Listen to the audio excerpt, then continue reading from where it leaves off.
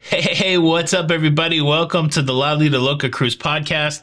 Man, I am excited to share this conversation with you today. I got to spend some time with Doug Parker. Doug Parker from Cruise Radio. He's been doing a cruise podcast since 2009, and he's seen a lot of changes in cruising. We have some interesting conversations. We talk about cruise ship innovation. We talk about the changing of the guards when it comes to CEOs. We talk about a lot of stuff. We even talk about why people may be behaving badly on cruises today, and it's an interesting conversation. And so without much further ado, here is my conversation with cruise content OG, Doug Parker from Cruise Radio.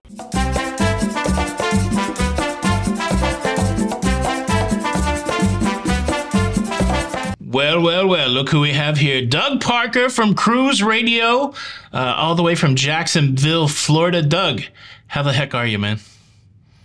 Good, buddy. It's been a couple of months since I've seen you in person. Good to see your face. Yeah, it's good to see you too. Yeah, we cross paths quite a bit. Sometimes we see each other, sometimes we don't. And yeah, absolutely. I wish we're close enough. We should get some more time together. And I just realized when I was prepping for this conversation, there's a ton I do not know about you. So I thought I would start this conversation off with Doug's origin story. Well, at least your cruising origin story. We don't have to go all the way back. But what is your cruising origin story? How does one Doug Parker become a cruise fan? Going back to a teenager, I had my very first job, and I was actually a dishwasher at a seafood restaurant down in Ponte Vedra. And a few months before that, my dad was like, "Hey, we're booking a cruise and we're all going to go." I'm like, "Okay, yeah, whatever." I love my job so much, washing dishes. Very weird, but I did. I just I don't want to go on this cruise. My dad's like, "I already paid for it. You're going." I'm like, "Okay, fine." So we've been on the cruise, and it changed my life. Carnival Fantasy, Port Canaveral in August, a little 3-nighter, Thursday to Sunday. And I just remember, Tony, walking across the gangway for the first time. And it was a fantasy class ship, with the big hollow atriums that go up 12 decks or so. And to this day, I still can't put into words how I felt or what I was experiencing. Because I was thinking, it reminded me of, locally here, we have a mall called the Avenues Mall. And it reminded me of the atrium of the mall here. And I just the more I explored, the more I was like, holy crap, this is freaking awesome. And then after that, I think my dad knew that we were kind of hooked. And so we kind of did some vacations after that on cruises. And all we did was water cruises growing up. So we just did cruises, or water vacations rather, cruises, or went down to Key West and went lobstering every year for 2 weeks. So it's always been a water type event. But once we got hooked into cruising, my sister was the same way. My little brother, who was really small back then, was the same way. And so, yeah, now we all love cruising. I had no clue that fast forward, a lot of years, I'd still be doing it. And that in 2009, I'd be making a shift and doing this on a full-time thing. So that's pretty amazing. So what year was that, the very first cruise? 96, I think, 95, 96. I didn't know that we had that in common, that the Fantasy was my first cruise. Since you started so long ago, do you have a tally of how many cruises you've been on in all those years? You know what?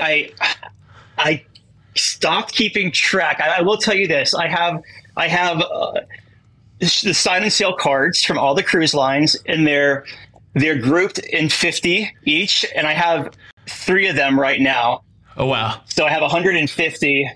And then I have a bunch of them in my truck console and in my desk over here. So I'm waiting for the next 50, I guess. But once I started doing this as a career, when I made the shift in 2009, I started getting comp cruises. I don't really count them as cruises because I didn't pay for them. Right. So I consider the cruises I've gone on 150 that I paid for, right? Oh, and then yeah. everything up and over has been just a blessing. Yeah. Awesome. Well, let's talk about cruise line diversity and all those many cruises. And I feel like, at least my impression of you, and I don't know if others would have it, but I do feel like you cruise Carnival a lot and maybe Carnival brands a lot. But what is your diversity when it comes to different cruise lines? So I looked up this when you asked me. And I had about, I think I have 25 or 28 Royal Caribbean sailings. I have probably 10 Norwegian. And then the other ones, Carnival I have the most of. I think it's like 60, I believe. But again, going back to my family, and if dad's flipping the bill, you're going where dad wants you to go. Absolutely. So we racked up what is it, like platinum, I guess, on Carnival at a very young age. So it was kind of hard to go away from the slot play and the free laundry, right? Oh, absolutely. No, it completely makes sense. So, you say you've been basically a professional cruiser. I don't know what name that we should give the thing that we do, but you've been doing this professionally since 2009. When you said that, it just piqued my interest. A question I didn't even tell you I was going to ask you, but what did the landscape for content creation around cruising look like in 2009? I know you started in traditional radio, but in 2009, was there blogs? I don't even think like things like YouTube or short form video or anything like that existed. What did cruising content look like in 2009? There was none. You know why? Because every cruise line I talked to, and I wasn't trying to ask them for anything except interviews, and they all were like, a podcast? What is that? Like, what is that? Your parents' basement talking in a tape recorder? I'm like, okay. Sure, dude. Twitter was just on the scene. I started Twitter back in 2009 as well. And that was always like the conversation area, like the real social, I guess you would say. Of course, there was like the Facebook, and Facebook, I think, rolled out with like the Facebook groups and the fan pages, and a year later in 2010, I think. But it was very, like, I was the first cruise, I guess, podcast with the format I was doing. I mean, other folks were doing like a Cruise Critic early on. We're doing virtual cruises where they were like live blogging and all this stuff and making you really part of the experience really, really early on. But no one actually had like the straight up podcast and kind of the format that I started doing. And it was cool to see like other people walk in. Like Matt Hotchberg came in like a year or two later. Tommy, you, Sherry, all these folks that came in. It was cool to see. And people would be like, oh, you have a lot of competition now. I'm like, no, we all have our own personality and we're all doing our different thing. It's not like we're all trying to compete against each other. Yeah, I mean, that's, I've talked to so many people, that don't create content, just people that consume content. And it seems like there's a real thirst and like, I almost don't think you could satiate the desire for people's cruising content. So it's, I feel exactly the same way. And the thing that I really liked, of course, I've said this before, you're not going to be best friends with everybody. You're going to connect with people, and some people you're not going to connect with. But what's really cool, at least in the creative space in cruising, is that you do make some connections. And so I feel like I've been very fortunate to know you, and much mad respect for being a podcaster since 2009. I can't even imagine. What's your episode count? I mean, multiple hundreds of episodes at this point? So I have I have 745 or 750 that I officially labeled, but I have over 1,000 uploaded because I was just doing weird things. Like I wasn't considering my weekend release as an official podcast, so I didn't label it, which I probably should have in hindsight. So I have over 1,000 up there in my archive, but as far as like what it says episode number, it's like 745 or something like that. But I was doing two a week for like 3 or 4 years. Yeah. That's amazing. Well, it goes without saying, but much appreciation for the work that you've done to help kind of, lay the ground in the space. So it's, again, I'm excited to talk to you, but let's talk about this though. So now you mentioned it, you get press cruises, you get invited on cruises. You consider those more work than your personal cruise. If you're choosing a cruise for yourself, what are the things that motivate you to pick a cruise these days? Is it itinerary? Is it price? Is it the ship? What kind of cruiser are you when you're cruising personally? Yeah, so it'd be the season, like if it's a shoulder season or where it's going. For instance, a couple of years ago before the shutdown, so I guess like 4 years ago, we did a cruise over in Italy, Venice. And it was at the end of the season, and it was just amazing. It wasn't super hot in the middle of summer there, and you weren't going, fighting through all these people. So it's itinerary. Probably, it used to be the ship, Tony, before. So my dad passed last Christmas, and I was always like all about the ship and all this stuff. But ever since he passed, I guess it kind of rewired my brain. And now I'm wanting to experience more and see more of the earth, because say what you want, a ship's a ship. It's floating in the middle of the ocean. Yeah, they all have different, and I'll probably get some flack for saying this, but they all have their different amenities and things you can do. But I don't know. So it's more of the destination is part of the big thing now, and so is the price and what season I'm going, because I don't like crowds either. I'm very uncomfortable with a lot of crowds, and it's not a COVID thing. I've just been claustrophobic my entire life. That's a great answer. Sorry, I got choked in the middle of it. I hope I muted that out. I think I did. All right, so you got a lot of cruises under your belt. You've seen a lot of places around the world. I completely connect with this idea of experience over ship. I'm sure you probably still get excited about some ships, but I do understand the experience thing, because I'm the same way on both.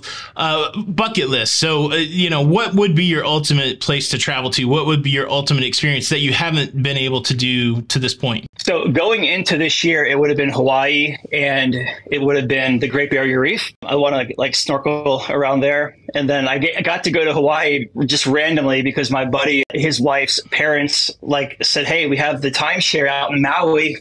It's huge. Come out." I'm like, "You don't have to tell me twice." So I went out there and did Maui. But right now it's the Great Barrier Reef. And I don't know. I love to go over there. I would like to spend some more time in Asia too. I've only done Hong Kong area, Vietnam and Cambodia. But I'd like to spend more in the Philippines and Japan and places around there. I completely know the sentiment there. I got very lucky to get invited to go to Australia this year, and I only got to see Sydney. I didn't get to go to Brisbane. I didn't get to go to the spots where the Great Barrier Reef was. I left Sydney and went to New Zealand, but it opened up really a hunger for me to go back to that area. I could have spent a month in Japan when I went there, so it's a lot of fun. But okay, so now we know your origin story. Let's talk about some topical cruise stuff. I think one of the bigger stories this week, and of course you do the daily news, it's 6 or 7 every morning that you publish a video and you publish an audio version of that. Yeah, it goes live at 7 a.m. Eastern every morning. I watch it every day. I mean, this is one of those things that if you want to get the news in the morning, go check out Doug's news on YouTube. What was funny is when you talked this past week about the exit of Frank Del Rio, I saw you pause a little bit to talk about how much compensation he got during the cruising shutdown. And it's an interesting conversation, I think, but let's look at the macro first. We are almost 2 years since cruising shut down. I guess, if we consider June or July to be the month that cruising returned back in, I guess, 2021. Since then, we've seen the exit of now all the CEOs that were in charge of the major cruise companies, at least Royal, Norwegian, and Carnival. We've had Richard Fain exit. We've had Arnold Donald exit. And now we've had Frank Del Rio exit. What do you think about those exits in general? Do you think that they left because of the turmoil? Do you think the timing was right?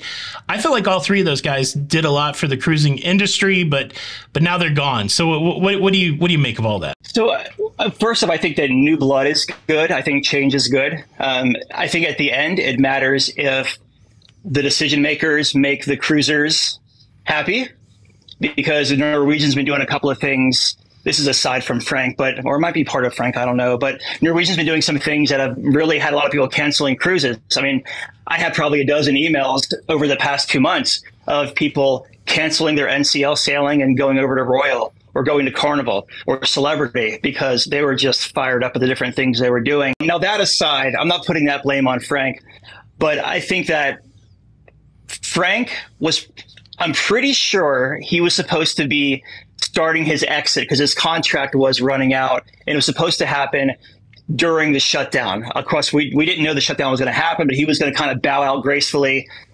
2020 or so. Same thing with Fane. Fane wanted to stick it through. I mean, he wanted to make sure, because he was kind of a figurehead. Like, he developed a lot of the cruise ship technology we see out there. He developed a lot of cool stuff. I was at dinner with him, and he was talking about, like, even the sprinkler systems, I think they're called like the high fog systems. Like, that was him that was working with engineers to develop this suppression unit that wouldn't flood a ship when a sprinkler system happened if there was a fire, and it wouldn't make the ship off kilter and flip over or lean over, because it's high fog and it's really more effective than water. All these guys were supposed to make their exit during the shutdown, but pre-shutdown, like, during the time of the shutdown, they were all supposed to just kind of bow out and pass the torch, if you will. And Arnold Donald was there for, gosh, it would have been, 10 years, I think, would be 10 years this year. So it's kind of a long time for a cruise line CEO. You don't really see them hanging in there for that long. People want to do their own thing. And look how much money they're making. What Frank made, I mean, it was stock options and everything, but all in, he made like $32 million in 2020. Now, a lot of that was bonuses carried over from 2019, but still, $32 million when you fire 20 to 40% of your staff in every single one of your 17 or 16 ship employees. That's a lot of money to be taken when you're, I don't know.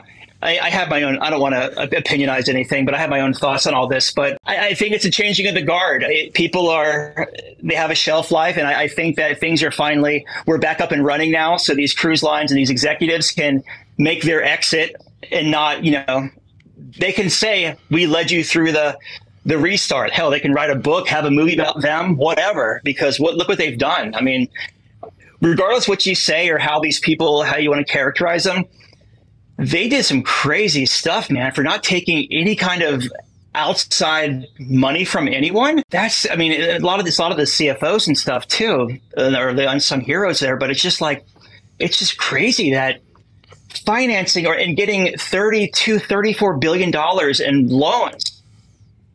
Like, yeah, it's insane to what these people did. At the end, they probably deserve everything that they've gotten, but probably should have deferred that a little bit and not had it published $32 million in 2020. Yeah, I think unfortunately Frank was a victim of the SEC, right? And anytime you get that payment, it's got to be public. Yeah, it's like when you said that on your show the other day, I was thinking about that. It's a weird scenario. I was trying to put myself in those positions. I agree with you. So everything that I've seen is, of course, these guys were of age to move on. The time was there to move on.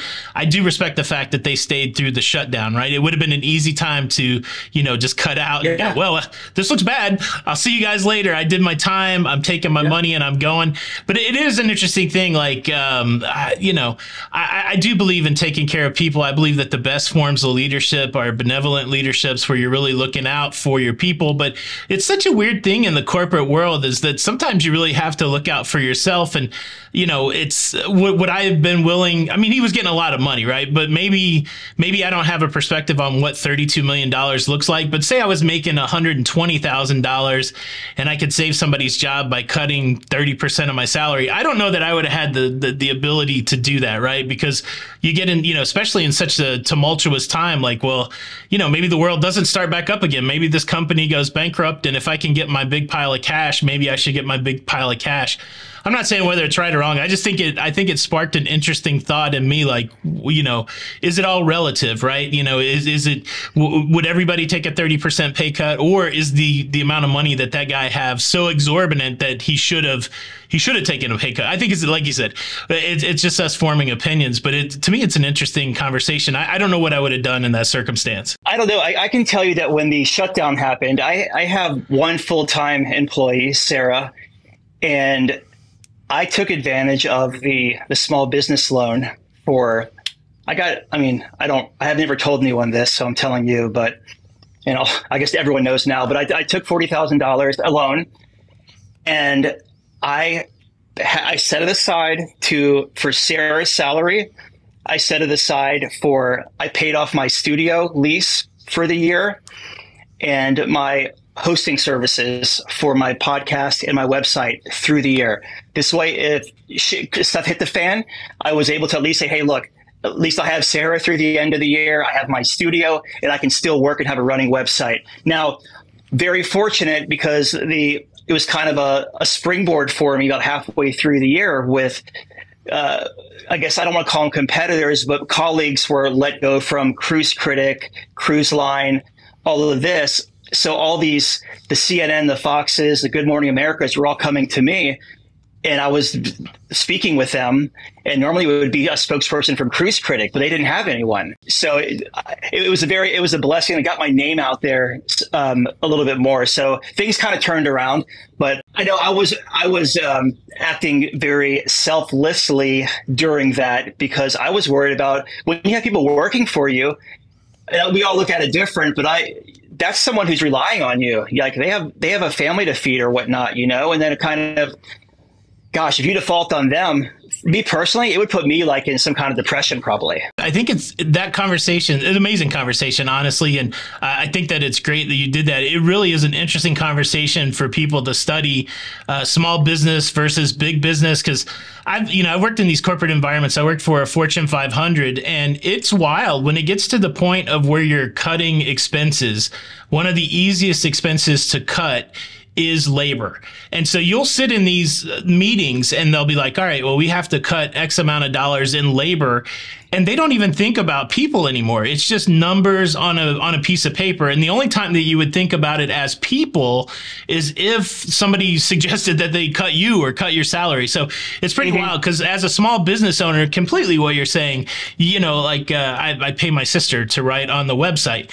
And I couldn't imagine looking at my sister and going, well, I don't have enough money to pay you anymore. I would do whatever it takes to keep her writing on the website, that kind of thing. So fascinating conversation. And just to put a bow on it, it is interesting to see these people that I really felt like, as you mentioned, Richard Fain, very innovative with technology. I think Frank Del Rio, very innovative with ship design, especially coming off of the Prima recently. I don't know if did you get to sell the Prima yet? Did you check it out? So I missed my connecting flight and I did not get to make it. I can't wait to see your opinion of that because it's a very different kind of cruise ship, very divergent for NCL. Not everybody liked it. I thought it was interesting just from an innovation perspective, but it's wild to see some people that we know as innovators leaving the space. It brings me to that conversation of innovation. When you're thinking, we're anticipating the appearance of Royal Caribbean's Icon of the Seas, which is, it's a little divergent from the Oasis class, really a lot divergent. You cruised before there were go-kart tracks and flow riders and all of that kind of stuff. When you think about the cruise industry and when you think about innovation inside of the cruise industry, who do you think the leaders are right now? Or what are some of the key components of innovation that you've seen during your cruising lifetime that really stand out? I mean, I think that any cruise line that is bold enough to put a contraption on their ship that could kill somebody, kind of like, not saying this would happen, a go-kart flipping over or a sky ride dropping out of the sky or a roller coaster car on Celebration or Mardi Gras, MSC's Robotron going out of control and spinning someone out off the side of the ship. Like, I think those are the real innovators because that takes balls to put something like that on your ship with the liability. I mean, look what we saw with Royal Caribbean recently they were taking SkyPad off because that 2019 lawsuit where that kid fractured his pelvis and he was, I think it was like a $10 million lawsuit or something like that against him and the ride.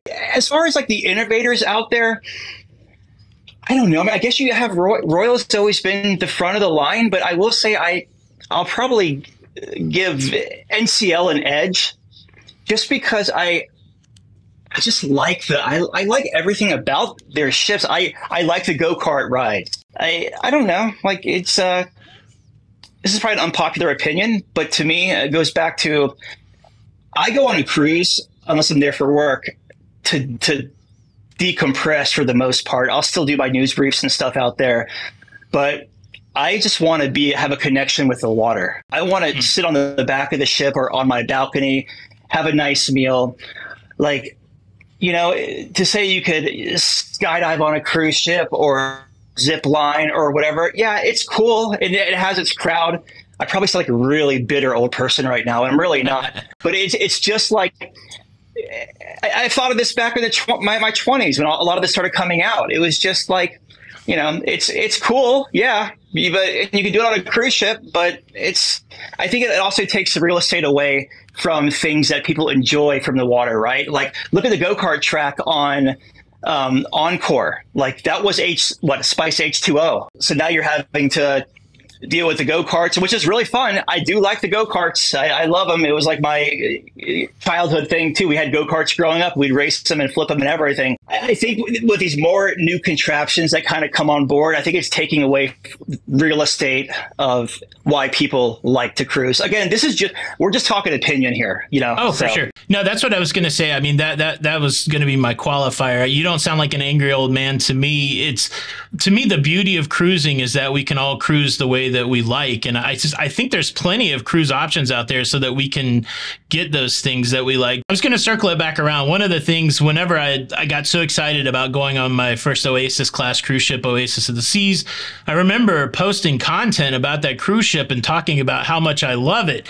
And people are like, oh, it looks like a mall to me. You can't see the ocean. And I just want to, when you go on those Oasis class cruise ships, do you feel like you're not on a cruise ship? Do you struggle getting to the water line? Or what do you think about Oasis? Because to me, Oasis was a big step. I wasn't around like when Oasis came. I came into cruising after that. I came in 2017. But when I looked at the landscape of cruising after I'd gone on the Fantasy and gone on the Carnival Paradise, I went, wow, this cruise ship is a lot different than the things that I'm used to. Do you feel like Oasis was a game changer, but do you feel like it did some of those things that you maybe don't like, that it took away the seafaring aspect of cruising or the sea enjoyment?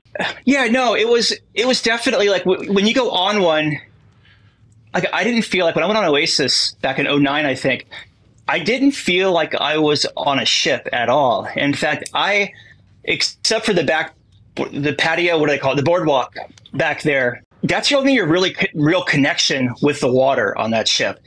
Because even if you go to the very top on 17 or 18, whatever where the pool is and everything, you're so damn high up. And it's really not like, I mean, yeah, you can go up even higher and have that nice little look like where the flow rider and stuff is, or where the slide is now.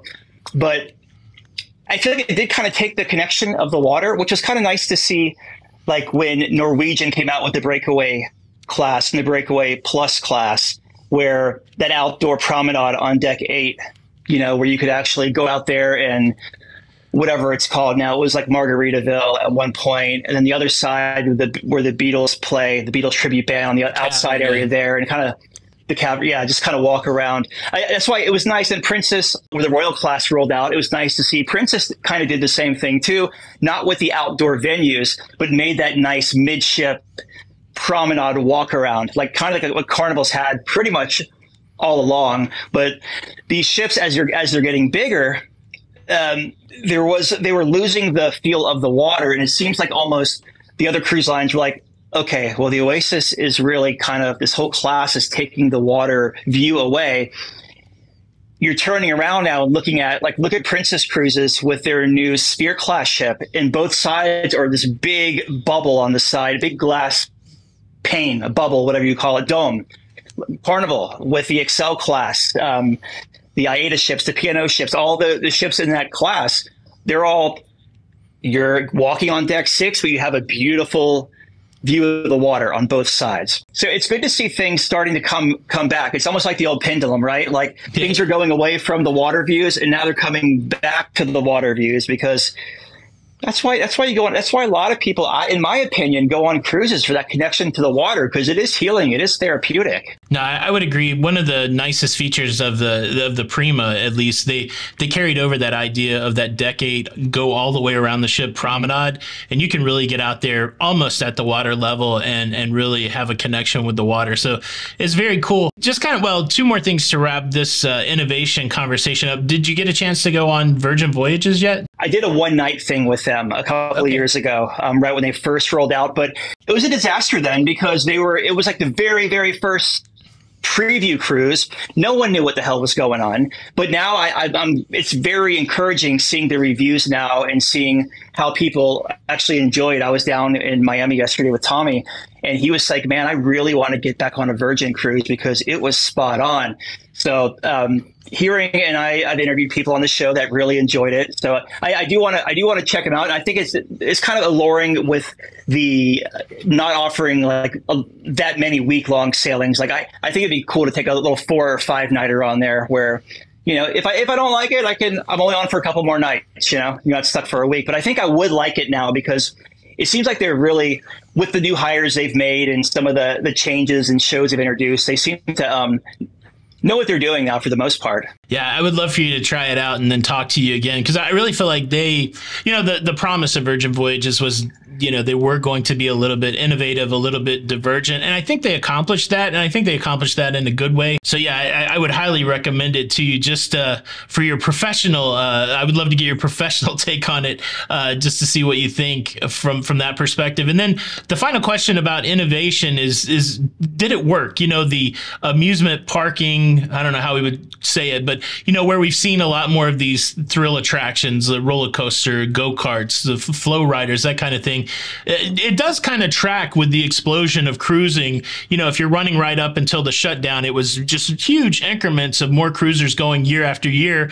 And maybe it could be attributed to making them more family friendly by having those kind of attractions. Do you think the payoff is there? Do you think the adding more amusement rides to cruising has made it more accessible to people that maybe have found cruising stuffy or boring or something previous to that? Yeah, so I mean, cruising is a family thing, right? The cruise lines make their money on those third and fourth people in the cabins with the families, and I think when you're watching, and the cruise lines are smart. They strategically place these commercials when families are watching TV shows. You're seeing the roller coaster on Mardi Gras, or you're seeing the skydiving, or whatever you're seeing, the go-karts. All of us Norwegians always pushing those on their TV commercials, at least here locally and on the billboards around here. The kids see those. We want to go on Norwegian. We want to go on Norwegian. And then you get on there, and then you're paying $15 for 2 laps on a go-kart, or $20 for 2 laps or whatever it is on a go-kart track, 8 laps, and $15 for 2 laps on a roller coaster. And then I think these year-end business updates, that they haven't shown us anything, they've shown us definitely that they're making a lot of onboard revenue. Like Carnival, 47% of Carnival Corporation collectively, Holland, Princess, Carnival, Costa, it all came from onboard spend. 47% of their revenue in 2022 came from onboard spend. So there's definitely something to be said for adding these attractions and having a little upcharge to them. Like I believe in our NCL, when they rolled that thing out first, it was like, oh, it's going to be complimentary. But then they had, like, everyone wanted to do it. It was like 5, 10. I think it was like 12. I believe it was 20 when I was on the ship last. But this was before the shutdown, so it could be a cheaper or higher now. I don't know. But it was like 20 for 8 laps back then. Yeah, it's the funny thing is, the older cruisers or more seasoned cruisers, they talk about the kind of the great nickel and diming of cruising, and it's something that's fascinating to me, because I believe that the cruise lines, they've said it in all of their planning and their strategy that they want. One of the reasons some of the cruise lines have pushed their final payment out further is so that people go ahead and they're fully paid up, and then by the time they get to the cruise ship, it's like a whole new wallet. They're ready to spend more money. And so I think it does turn into people that have cruised for a long time. They go, oh, they're nickel and diming. But the interesting thing is, to me, the next generation of cruisers, this is all they'll know. They'll only know that you're supposed to get your cabin cleaned once a day. You'll only know that room service costs money. You'll only know that there's only 1 or 2 production shows a week instead of 3 or 4. So it's really interesting as time goes on, and as some consumers leave the space and new consumers go in, what was considered normal will be different. And so I think the cruise lines, maybe they have that in mind. And yeah, it's hard to argue when they're sitting there talking to investors and saying, we're pulling down a ton of money off of people on the cruise ship. This is the way, especially with the big overhead of debt that these cruise lines have. You can see the writing on the wall, but it is a little, it does make you long for days pass. Like for me, simple things like having, basically free room service all day long, it's now a thing of the past. And so is there anything for you that you really used to enjoy about cruising that may have changed or may have gone away that you wish wouldn't have, or that you think longingly of, that kind of thing? The way people behave, probably. Like, I don't know, Tony. It's been, and I'm not trying to crap on anyone here, but and I guess something could be said, probably some like case study for how lockdowns or whatever mess people up. But people just act like they are in a freaking zoo on these ships. Like, I mean, even the kids who are always, you would see kids running up and down the hall, whatever, they're kids, let them have their fun. But banging on doors and just acting nuts, and the parents not doing anything about it. That's one. The disrespect that I'm seeing a lot of, yes, against the staff. When I was on my family cruise on Celebration back in February, there was a gentleman and his little daughter, and they were walking, and she was screaming, crying. They were walking to Serenity, and the woman said, the pool attendant says, "Sir, this is 18 up or 21 and up," whatever she said, adults only. And he was like, just kind of blew her off. I'm like, but she called security, and they got his butt out of there. Yeah. But just like things like that, it's like, just learn, like, be a decent human, you know? I'm just seeing a lot of, and I'm not just talking about, I've been seeing a lot of stuff on all the cruise lines, okay? Carnival, they get a lot of crap because they have all the ships except like 3 here in the US, right? Other ones have ships all over the world. So they're more of an isolated thing here. But I've seen fights on a royal ship. I mean, I've just seen people act nuts since the, dude, I saw a fight. This was on a Carnival ship. I saw a fight, like 2 women, like basically punching each other in the gift shop, arguing who was going to get the T-shirt because they both wanted XXX or whatever it was. And I was just like, this is just insane behavior. And I personally watched someone steal a Bluetooth speaker from the photo shop on a cruise line late last year. It's like, what? I don't know. But it would be cool to see, like, humanity be restored. It's kind of sad seeing how people are and it's not just the cruise lines. Like, I'm just saying that because we're talking cruise. I just flew back from Miami yesterday, and a woman showed her butt on the, acted out, not literally showed her butt, but she was acting out and like challenged a flight attendant, and they kicked her off the plane. You're bringing up a lot of interesting points. I do wonder if it is the fact that we're almost having to relearn how to socialize. Like, maybe if people maybe it is attributed to the lockdown where people were, the kings of their own castle, or the kings and queens of their own domain. And now all of a sudden they have to figure out how to interact with people. Because you think about it, during the shutdown, for the people that stayed at home, they really could get on the internet and say anything, right? We know that about the internet culture, that people are very bold when they're in their house behind their keyboard. And so maybe they forgot that when you get out in public, that there could be some sort of pushback to it. Yeah, hopefully it'll be restorative with time. Now that's got me thinking. Hopefully it's just as people remember. But, it doesn't even seem like the public shaming gets to these folks, because you can go on any social media platform and see hundreds of videos of people behaving badly, which you think would be maybe a deterrent or a motivator to not be like that. But yet it's still a challenge. Yeah, and it is frustrating when it happens on a cruise ship, because I think sometimes people forget that they are willfully signing up to go live in a smaller community, an enclosed community on a cruise ship. And unfortunately, not everybody acts right. I think this is why you see, say, like the message from Christine Duffy or some of the new policies from Carnival. I think the leadership in cruise lines are realizing that if they want to mold that culture, that they're going to have to be punitive on some level and say, look, we're just not going to tolerate this. And, maybe like you said, the pendulum swings. Maybe in the past it was pretty easy to get people to behave, but maybe now they have to use the stick a little bit to get people to behave. So it'll be interesting to see what happens over the next year or so. But that is a bummer. Like, when you're in the situation, you're trying to have a good time, and some sort of fighting or just anything like that. I hate the rudeness to the crew members. Well, I think that it's also like, that's having zero self-awareness too, because if you're that person acting out, because for instance, for my family's cruise, it was like just under $5,000, and I'm sorry, but that's a crap load of money to pay to bring your family on a cruise. Like, you want to have a good time. You don't want to be surrounded with the nonsense, And of course, that could be said. I mean, I was at a resort in Hawaii, and I saw the entitlement too. So it happens everywhere. But it's just like, I think that tempers really get flared even more from both sides. The people who are really just escalating an issue that's maybe making a mountain out of a molehill, but also the passenger who's just there to have a good time. They took a week off work and they just want to let loose, and someone's ruining their good time, spoiling their vacation, or trying to. I think I don't know. You can go down a bunch of different, I guess, trails with this one. Yeah, so that was a conversation I was going to touch on. How do you think cruising is different than before the shutdown?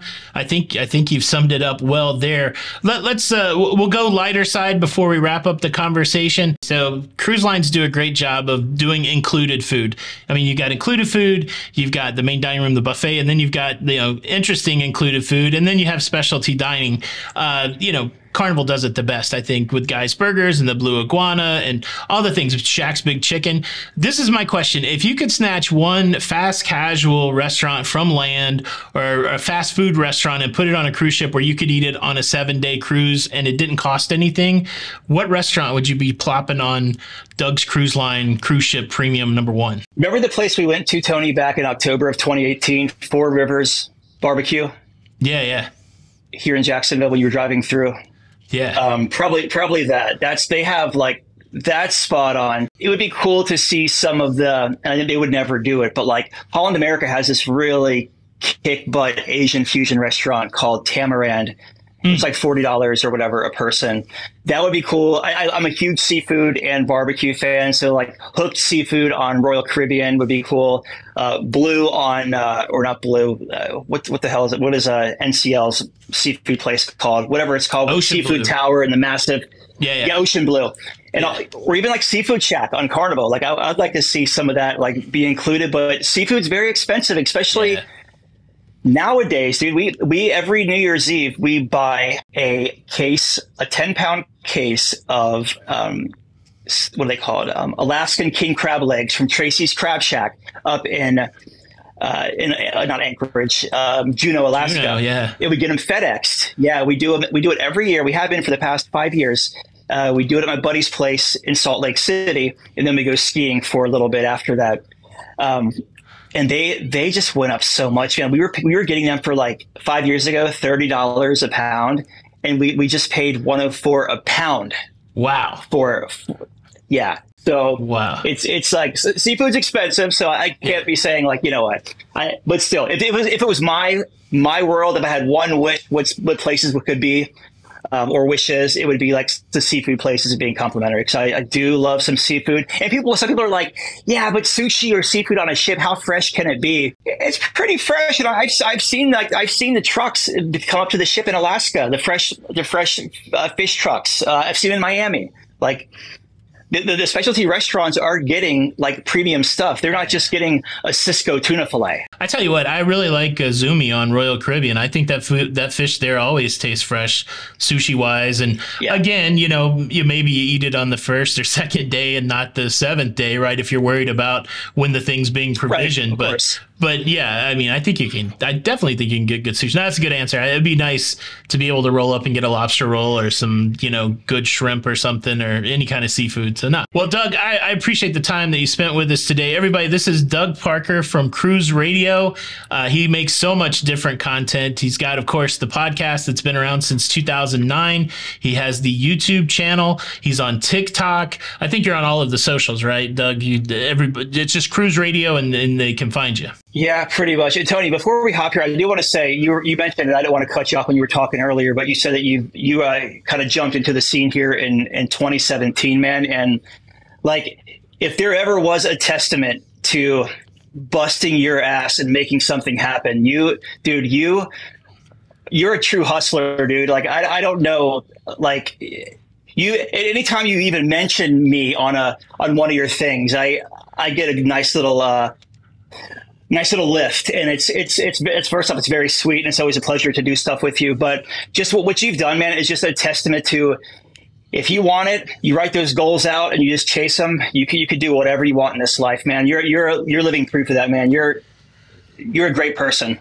Man, that is very, very sweet of you to say, Doug. And I feel very fortunate to be a part of this community and to be able to create and to talk and just even be in the same conversation with you guys. And so I appreciate it, man. I didn't expect that. Very nice of you to say. Thank you, buddy. Yeah, man. Let's have a drink or a barbecue sandwich sometime soon.